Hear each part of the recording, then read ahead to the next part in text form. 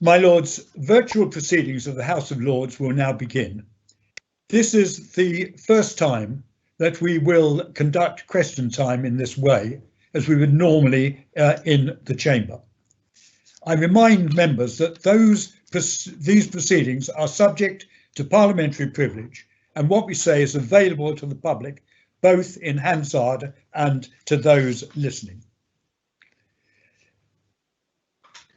I would like to notify the House of, and regret to inform them, of the deaths of the noble lords, Lord Gordon of Strathblane on March the 31st, of the noble Lord Armstrong of Ilminster on April the 3rd, and of the noble Lord Toombs on April the 11th.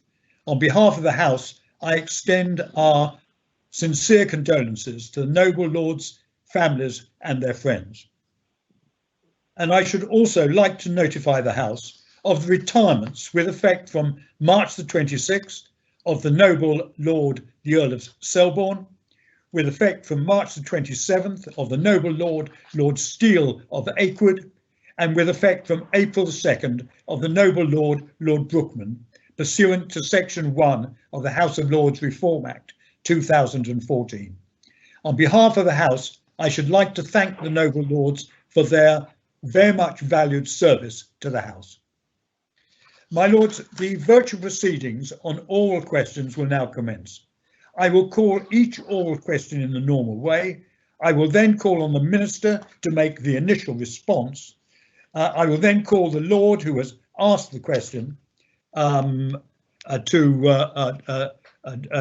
respond in the usual way. The Minister will again respond, and I will then call in turn those Lords asking supplementary questions as listed on the Speaker's list.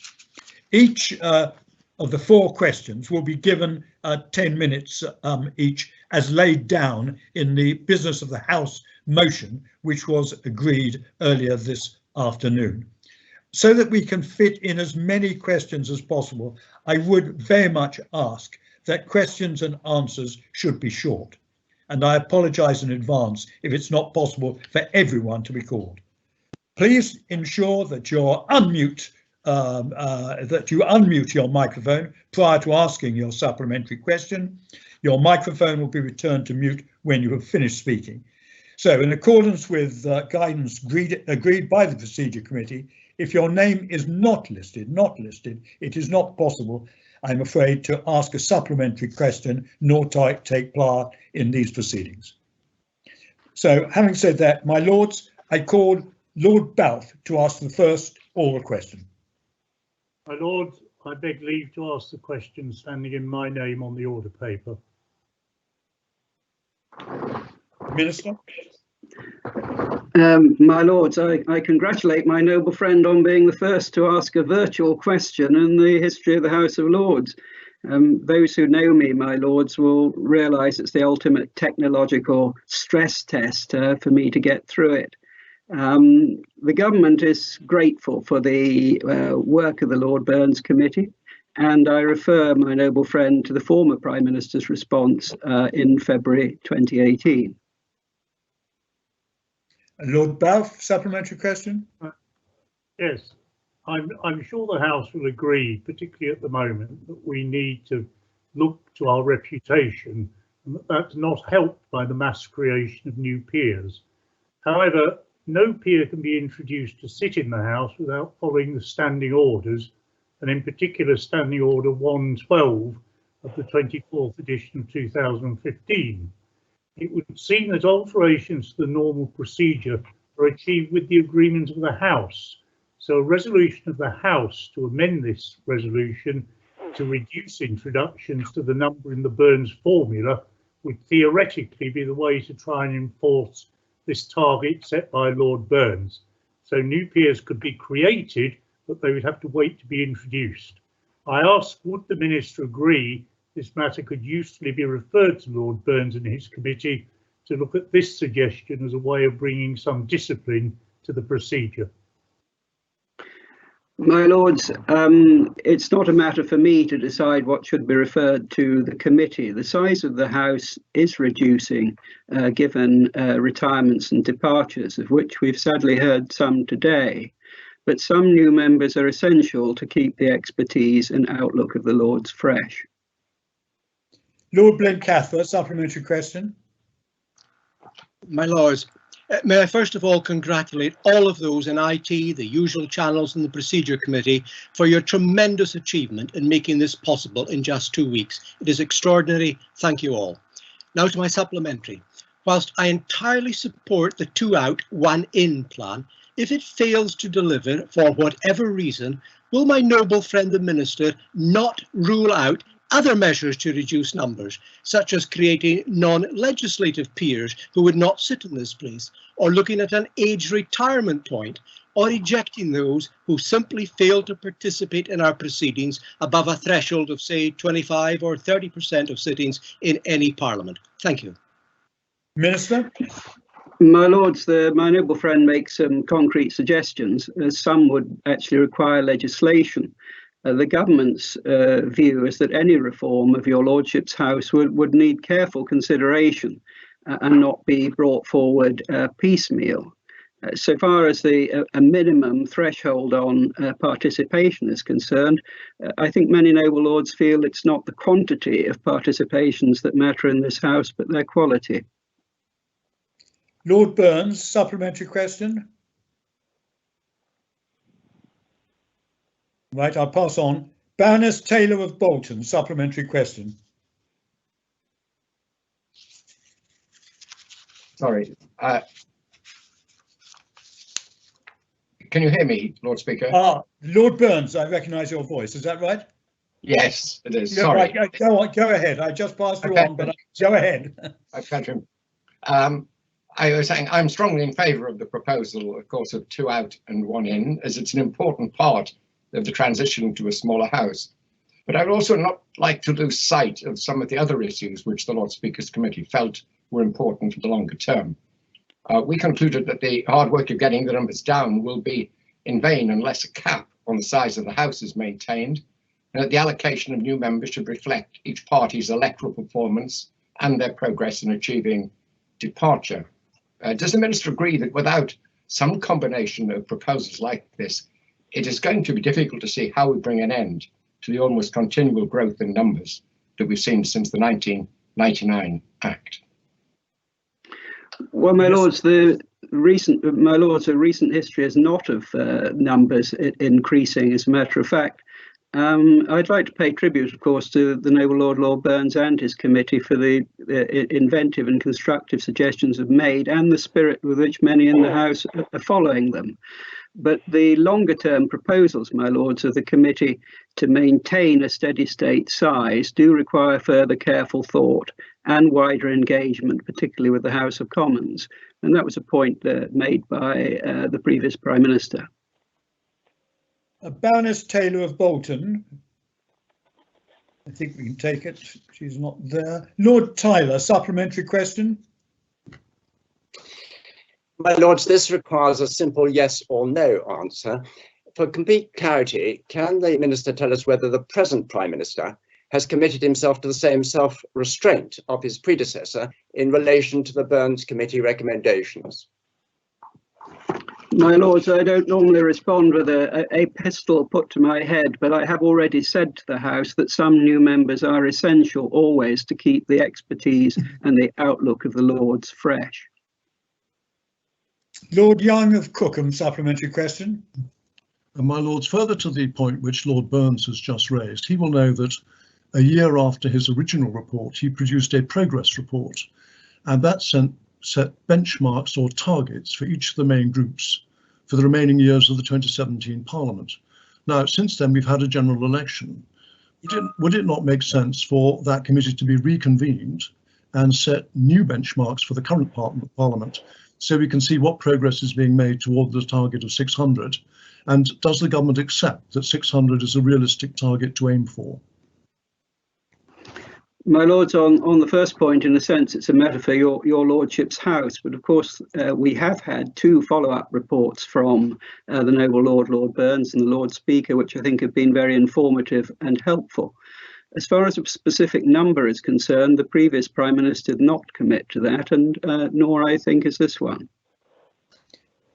Baroness Hayter of Kentish Town, supplementary question. In addition to the 2 out, 1 in, there is the issue of the hereditaries, which have a different policy, which is 1 out, 1 in. Given that the Leader of the House got agreement before our recent recess to postpone hereditary by-elections until September, would it now be possible to suspend all such by-elections as they arise? So at least we are working towards a 2 out, 1 in, rather than the hereditary system of 1 out, 1 in. No, my Lords, this matter has been given extensive, I think, debate. Extensive is a fair word in the context of the bill brought forward by the Noble Lord, Lord Grocott. And the government's position remains that reform of the House of Lords should be considered appropriate at the due time and not conducted in a piecemeal fashion. My Lords, I regret the time allowed for this question has elapsed, and I very much apologise to those members who were not able to ask their supplementary question. My Lords, we now come to the second oral question. Lord Hunt of King's Heath. My Lords, I beg leave to ask the question standing in my name on the order paper. Anne Taylor is now exiting. Senior Deputy Speaker. My Lords, a motion was agreed earlier today in the Chamber to enable certain items of business, including oral questions such as this one, to be held virtually. The Procedure Committee met last week to agree and publish guidance on how these virtual proceedings will work in Stage 1. The committee will meet again next week to discuss proposals for moving to more extensive virtual proceedings in Stage 2. Lord Hunt of King's Heath. My Lords, I'm very grateful to the Deputy Lord Speaker and to his colleagues and the staff of the House for everything they've done to make this possible. I hope it means that never again will Parliament be silenced for so long, during such a critical time for our country. But can I ask him, in terms of the further work that's going to be undertaken, it is perfectly possible that many members of your Lordship's House will be excluded from attending Parliament for quite a long time into the future. If that is so, will the further work look at the possibility of members being able to vote in divisions online? My Lords, it would be wrong if people were excluded from taking part in the full membership and work of your Lordship's House, because in the public interest, they were remaining at home. Yep. Senior Deputy Speaker. This issue is one for the Procedure Committee, and it will be informed by the views of members of the committee and the usual channels. But what I can say with confidence is that the aim of having a virtual chamber means that everyone has to participate in the Parliament, and that is very important. And if we have that as a primary objective, then I'm sure that the Noble Lord's views and comments on that will be in accordance with the Procedure Committees. Lord Blunkett, a supplementary question. Lord Blunkett. I would like to raise with the Senior Deputy Speaker the whole issue of whether this is a means to an end or an end in itself, a means to ensuring that all members, wherever they live and whatever their circumstances, can continue participating rather than a Cromwellian move to have a lockout where Parliament does not function at all in terms of the chamber for the foreseeable future. Would you be kind enough to reassure me that in the consideration of the development of Stage 2, a hybrid system might be developed so that we can move gradually out of the lockdown without ending up with a lockout? Senior Deputy Speaker.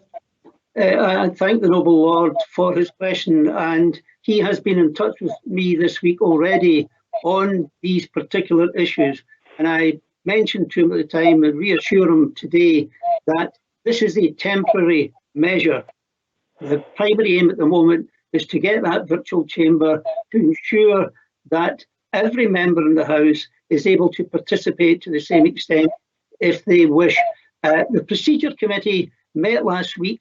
It will be meeting again next week. And as chairman of the committee, I can assure the noble lord that we will meet as and when. So the views of members is very important to me, very important to the committee, and I look forward to constant engagement with members so that we get this right. The primary aim, get the virtual chamber now, and then we review it as we go along, informed by the views of members of the usual channels.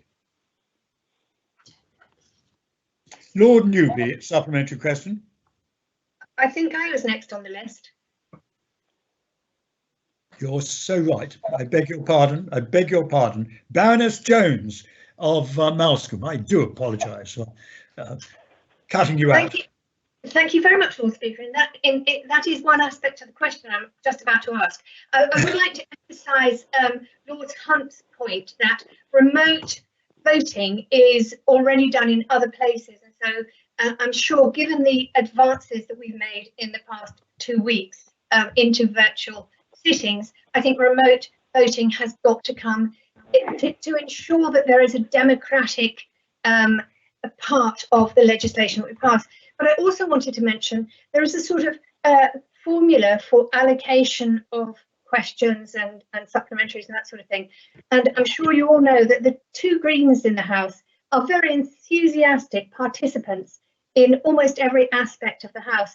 And I would hate to think that we were excluded by some sort of weird allocation of questions. Is that something the committee can look into? Senior Deputy Speaker. I'll answer those 2 points. Regarding Lord Hunt's point in remote voting, the House of Commons authorities are developing the functionality for remote voting, but the use of this would need to be approved by that House.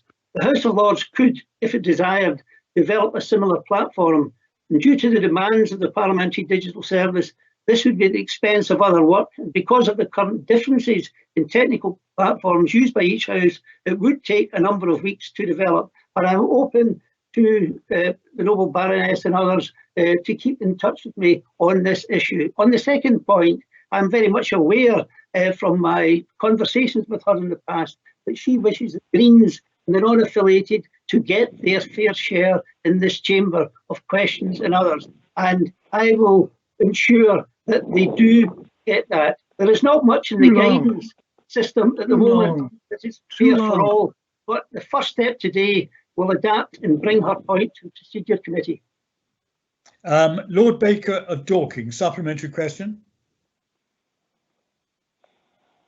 First, many congratulations to the team that have made this technological advance available. This is a historic day because we have shown that you can hold a government to account, not necessarily by being present physically in a chamber in London. And whatever happens to our House, this will have some future in it. But the really exciting time is now question time. Because here are we, 35 MPs participating together. There's no other event envisaged where I can see that can happen again in the technological future of the House. And so therefore, you know, that means 800 people have not had a chance to answer a question. And so I think the number of questions should be doubled to 8. So you'll have more questions asked and you'll also get more peers involved. I think question times becomes virtually much more important than it does actually physically. Senior Deputy Speaker. I agree with the noble lord on question time. The issue is scrutiny, and given the environment that we have today, scrutiny is extremely important both for the House of Commons and the House of Lords. His suggestion about doubling the questions to 8, that is one issue that could be considered by the Procedure Committee. And at our meeting next week, I will re-emphasise the point that the noble lord has made to me with that. And no doubt, if I meet him informally, he will give me some more advice as to what measures and what initiatives we can take in this area. Thank you. Thank you. Lord Newby, supplementary question. My lords, I think it's already clear from the questions asked that we're going to go into quite a long period during which a number of noble lords are not going to be able to attend the Lords in person. Can I therefore reiterate my support for some of the suggestions already made in terms of a hybrid House and voting remotely? But my question to the Senior Deputy Speaker is, can he have as one of his principal aims to bring us into line with what the Commons do, so that we're on the same digital platform, and that as they move to have virtual voting, which they're likely to do more quickly than us anyway, that we very much follow in their footsteps? Senior Deputy Speaker. I agree entirely with the noble lord, and I have been privy to some of the information and the views he's had on this issue. The technical solutions which have been developed have been designed to meet the different requirements for each House, as he is aware. But I will certainly keep it as a primary aim to ensure that the points that he has made here and in his communications with the administration, the Procedure Committee, will be kept to the fore. And I could reiterate, the Procedure Committee will continue to meet as and when, because this is a fast developing situation. Lord Kirkhope of Harrogate. First of all, can I also congratulate everybody concerned with this effort on virtual TV for us. But I'd like to ask the Lord Deputy Speaker if anything further can be done to aid those peers and peeresses who are currently unable to join the virtual proceedings due to technical or even broadband deficiencies in the places where they are currently locked down. I thank the noble lord for that question. He will be aware that there are two stages to this process. The first stage, stage one, is limited, as we know. That's limited to 50 today. Stage two, which we hope to implement on 5th of May, will ensure a wider range of facilities, which includes live broadcasting. So as the technology allows and the time passes, we will enhance the facilities that we have available to members, so that we ensure, as I mentioned earlier, that every member has the same opportunity to participate in the House. Lord Carlisle of Beru. No, David Blunkett is now exiting. It's Lady Cousins next. Yep. Lady Cousins. Oh, I see. Yes, okay. Lady Cousins, I beg your pardon. Thank you. My Lords, is the Senior Deputy Speaker aware that the Foreign Office Language School has used Zoom to deliver its language classes since the lockdown began? And as one of its language students, I found it very easy to participate, much easier than Teams. So could the noble Lord say what the security or other concerns have been around this House using Zoom from the start, when it does appear to be acceptable both to the Foreign Office and indeed to the House of Commons? I thank the noble Baroness for her question. She may have heard me referring earlier to the House of Commons having precedence on taking up Zoom.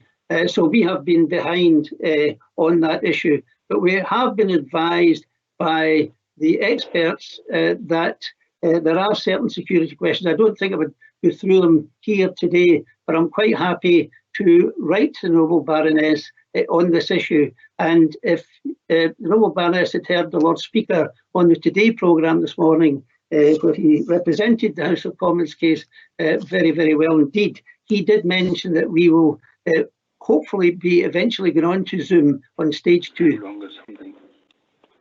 My Lords, I regret that the time allowed for this question has now elapsed, and I very much give my apologies to those who have been cut out by that time division. My Lords, we now come to the third oral question. Lord Naseby.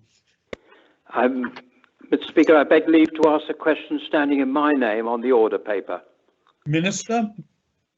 My Lords, the government takes fraud very seriously, and we're committed to combating it. The City of London Police, National Lead Force for Fraud, has partnered with law enforcement and industry to combat call centre fraud from India and other jurisdictions. UK authorities continue to work with their Indian counterparts on a case-by-case basis to target criminals responsible for defrauding members of the public and businesses. It's the Minister where I've lived, worked and visited India, and I know both good and rogue centres there. The BBC recently exposed call centres that target UK elderly people, saying their computer is frozen, and give them a phone number for technical support who will unfreeze in return for payment. These people are vulnerable currently in self-isolation. They're elderly people with no family support, and they're worried stiff that they will lose their only piece of visual communication and pay up. So will she urgently link up with the City of London Police Action Force and the National Crime Agency to put real pressure on the Indian Central Bureau for action on this matter? Minister, I was going to say Baroness Williams of Trafford, but I didn't introduce you the first time. It's quite all right, Lord Speaker. I thank my noble friend for that question, and he raises a very, very pertinent point, because I've had representation myself from older people worried about scams. Certainly in terms of our work with the India and the Indian government, the City of London Police that he mentions, who are the lead force for economic crime, have partnered with law enforcement and industry to combat call centre fraud from India and other jurisdictions, as I said. For example, they've partnered with Microsoft, who have led industry efforts to combat this type of fraud.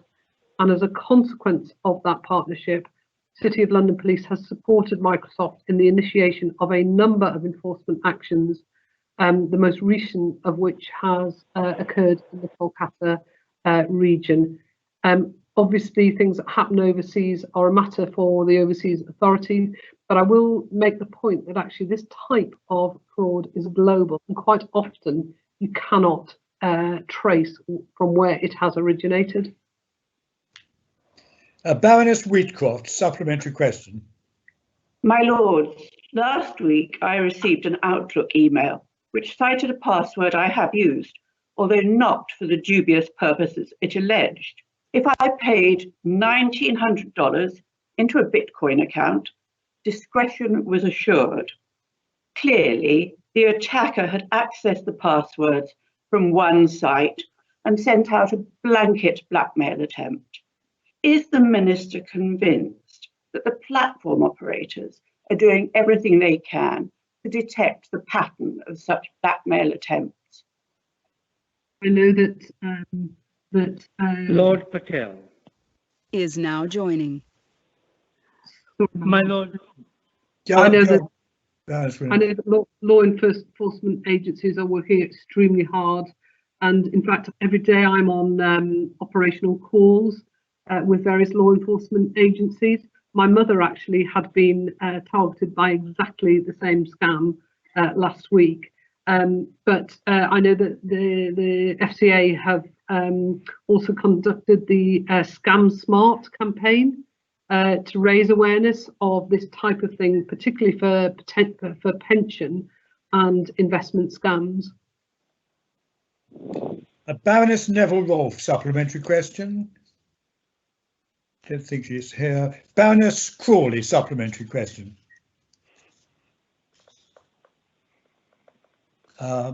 Thank you, Lord Speaker, and well done everyone for getting us to this point. May I ask the Minister, given the rise in COVID-related fraud and scams in the UK, where we know unscrupulous criminals are exploiting fears about the virus in order to prey on older and vulnerable people, as Lord Naseby has said, what is the government doing to ensure that local government capacity, especially in trading standards departments, is fit for purpose? And what direct enforcement action has the Competition and Markets Authority taken with those companies breaking the law? I thank the noble lady for that question. she's absolutely right to raise this. Local government is often at the heart of some of that local awareness raising and in fact enforcement action. I know that we have given a grant of £500,000 as well as an additional £600,000 to the National Trading Standards Scams team to provide core blocking technology to vulnerable people. Lord Sharkey, supplementary question. My Lords, yesterday the Times reported cybersecurity company Avast as saying scammers have been targeting healthcare providers worldwide since the pandemic struck. Their CEO said, "We've seen an increased number of attacks against hospitals, and the NHS is one of the top targets right now. These attacks are ransomware. They shut down NHS systems unless a ransom is paid. The last large ransomware attack on the NHS was in 2016 and led to disruption in at least a third of trusts. In 2018, the NHS published a lessons learned report which made 22 recommendations to protect against future attacks. How many of these recommendations have been implemented, and how safe from ransomware attacks is the NHS at the moment?" I hope the Noble Lord will be understanding when I say that I haven't got every single detail on the NHS, but what I hope will help him, because I think it's pretty disgusting how this exploitation takes place very quickly on the back of vulnerable events. But we know that counter-fraud guidance is being circulated alongside further advice and guidance by the Cyber Crime Protect Network, which consists of more than 100 police officers and staff across the country, whose focus is on helping businesses and individuals from protecting themselves from these sorts of crimes. And of course, the public sector is a huge part of national business as we know it. But I've certainly had a lot of information on just exactly how COVID-19 exploitation is taking place in terms of, selling people protective equipment that is absolutely fraudulent, tests that are absolutely fake. It is an appalling practice, but it is happening. And we are working across agencies to try and combat it. Baroness Altman, a supplementary question. Baroness Altman. Okay. Lord Speaker, and thank you to everybody who has made all of this possible. Much appreciated. I'd also like to declare my interest as listed in the register. I would like very much to ask my noble friend a particular question on the issue of pension fraud, pension scams. And I know the government has been doing a great deal of work trying to protect people better, but there are practical ways in which we can try and prevent money actually leaving pension funds. And so far, there's a ban on cold calling, but it isn't a complete ban. Your provider can call you or others can call you. And individuals are not clear where to report scams. There's Action Fraud, City of London Police, Project Scorpion, Scam Smart, the FCA, the pensions regulator. So I would be really grateful if my noble friend might ask the department whether on the issue of pension fraud, there might be the possibility with our pensions bill going through at the moment to look more carefully at asking pension providers to clamp down on people who are in a rush to transfer quickly, direct people to PensionWise, and perhaps help people protect their pensions with a line of defence at the provider level, because obviously we're not able to stop scams completely. These are very unscrupulous people who can change IP addresses and phone numbers and pretend not even to be in the country they seem to be coming from. Too long. My Lords, I certainly know that, sorry, I'm just looking for the appropriate bit here. I know I can't find it, but the noble lady raises a very important point, and particularly at this point in time when people are feeling vulnerable. I think it's a really pertinent time to raise that point. I will take that point back, and obviously I'm not in I'm not in the pensions department, but I will take that point back and alert my colleague Baroness Steadman-Scott to it. My Lords, the time I fear again has allowed for this question has elapsed, so we're going to have to move on with apologies to those who have not been able to make to ask their question. We come to the fourth oral question, which is from Lord Phelps of Cumnock. My Lords, I beg leave to ask the question standing in my name on the order paper. Minister, Lord Bethell.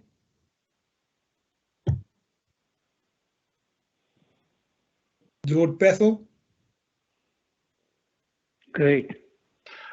My Lords, our priorities are to save life and to protect the NHS. When the evidence demonstrates that it is safe to do so, we will adjust the lockdown arrangements. We have set out 5 clear conditions which need to be met. Adjusting the lockdown arrangements could involve relaxing measures in some areas, whilst strengthening measures in other areas. In formulating the right balance, we will be guided at all times by scientific advice and by the evidence. Lord Phelps of Cumnock, supplementary question. I'm grateful to the Minister, but why does he and other ministers think that the British public are unable to deal with 2 messages simultaneously? Will the government now set out a plan for lifting the lockdown in stages when it's safe to do so in each area, just as is being done in other countries, and indeed is now being looked at by the Scottish government? The Noble Lord is right that the British public have been incredibly diligent, and I commend all of those who have followed guidelines to stay home for the impact they have had on the infection rate and on the mortality rate. However, we cannot fool ourselves into thinking that the epidemic is over, and we have to be clear with the public and level with them that any changes in the guidelines are some way off, and they will be presented to the public when our understanding of the medium-term strategy is clear. Baroness Thornton, supplementary question. Yes, my Lords. Thank the Noble Lord for the answer you just gave, but I do think it begs the question that the government is still treating the British public like they are children. I'm sure that it would be possible to share your thinking even at this stage. The question I need to ask is about testing. Professor Paul Nurse, the director of the Crick Institute, said on the 19th of March that the way to deliver the vital testing to scale, and I quote, "Institutes like ours are coming together with the Dunkirk spirit, small boats that collectively can have a huge impact on the national endeavour." Does the Noble Lord the Minister agree with this approach? Can the Noble Lord the Minister tell the House when the government will be able to utilise all the laboratory capacity which will ensure mass testing and tracing and will speed up the likelihood of an exit to the current lockdown? The Noble Baroness is entirely right. I have spoken to Paul Nurse and commend the Crick Institute for the work they have done to build up a remarkable 2,000 a day test capacity. However, there are practical issues with the Dunkirk spirit. There are enormous logistical challenges for getting swabs and serology to laboratories. There are logistical problems with then registering the correct patient details and then getting the responses back. Where we have made substantial advances, and the Crick Institute have been pioneers in this, is in bringing industrial levels of organisation, both to the very large numbers of tests that are done on each day, and to the logistical backbone that is necessary to process those results. Baroness Brinton, supplementary question. Yesterday, the World Health Organization said that COVID is not going to go away. There isn't yet treatment or vaccine, and we have to be a COVID-ready society. They still say that any release of lockdown must involve test, trace, and isolation. Can the Minister say whether there will be enough local sources for testing, comprehensive tracing, and arrangements for isolation ready prior to any lockdown in the United Kingdom? Minister. The Noble Baroness is entirely right. Tracking and tracing is going to be absolutely essential for keeping R0, the transmission rate, down when it does come to the implementation of our medium-term strategy. We are working extremely hard to dramatically increase our testing capacity. And I can reassure the House that that capacity is growing enormously, at scale and exponentially. And it is our expectation that it will easily meet the requirements of tracking and tracing. That tracking and tracing will be implemented by several work streams. The app, which has already been unveiled, will be an important part of that.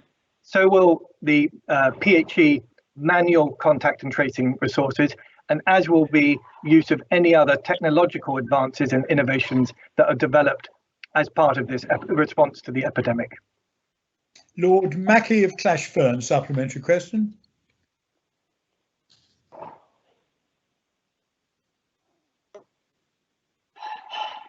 Lord Mackie? Mackay. Mackay. You're probably not recognising my pronunciation. Lord Mackay of Clashfern.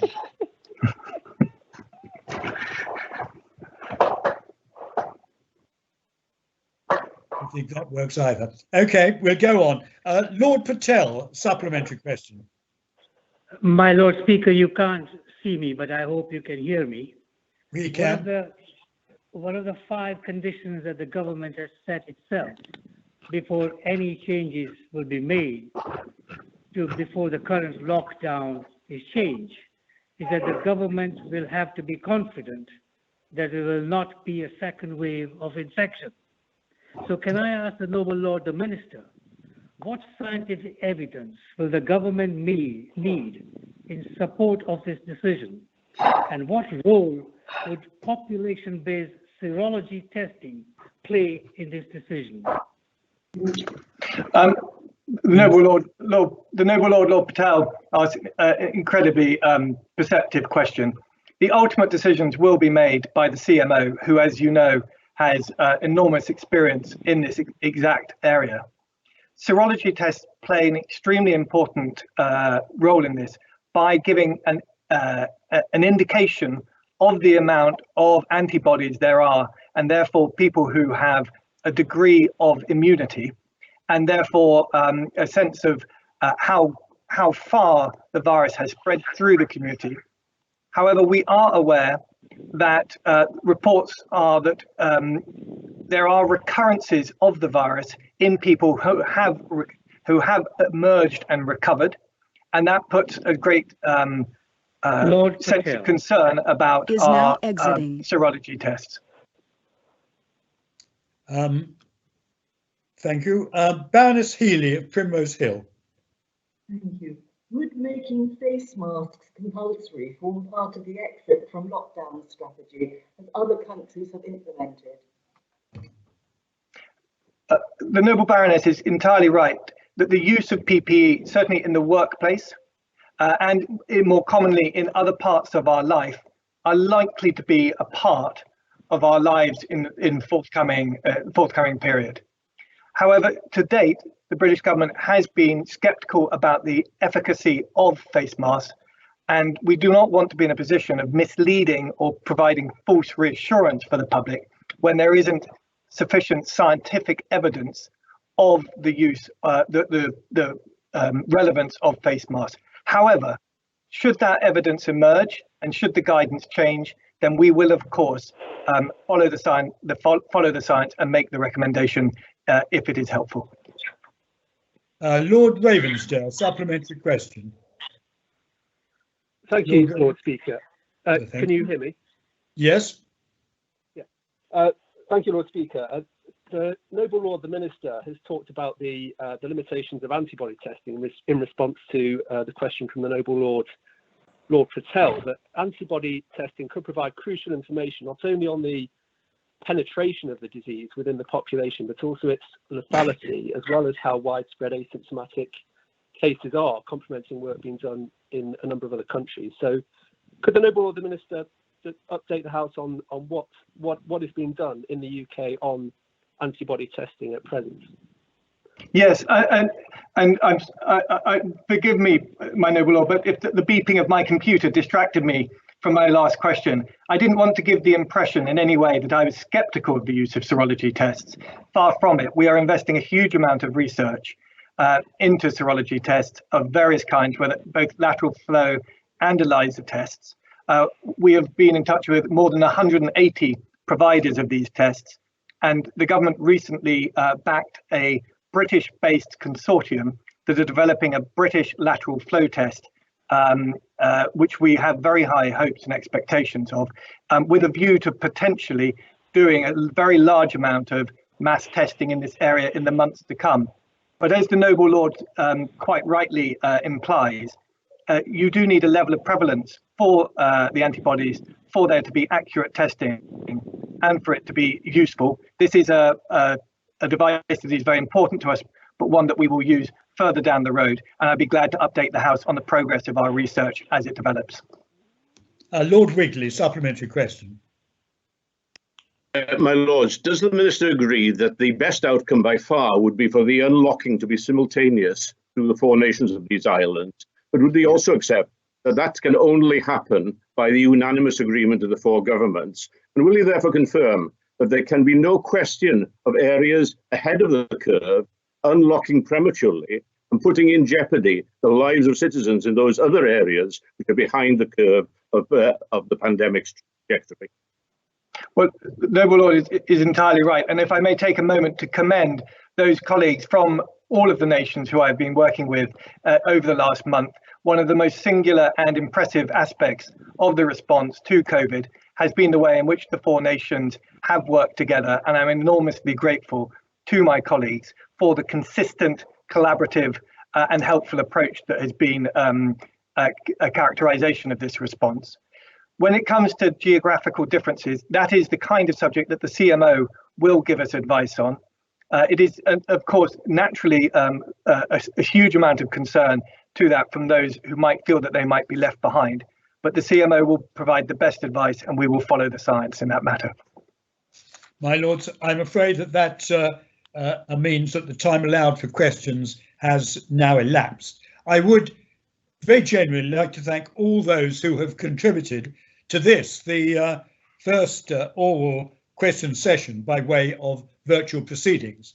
I think it shows, as Lord Baker said, that we can hold the government to account in different ways. Doubtless we will get better at it as the weeks go past, but I think this was a very important beginning, and I think the information that came out was also very valuable. So thank everyone very much. Apologies for those who couldn't get in, but that brings the virtual proceedings to an end. Thank you so much.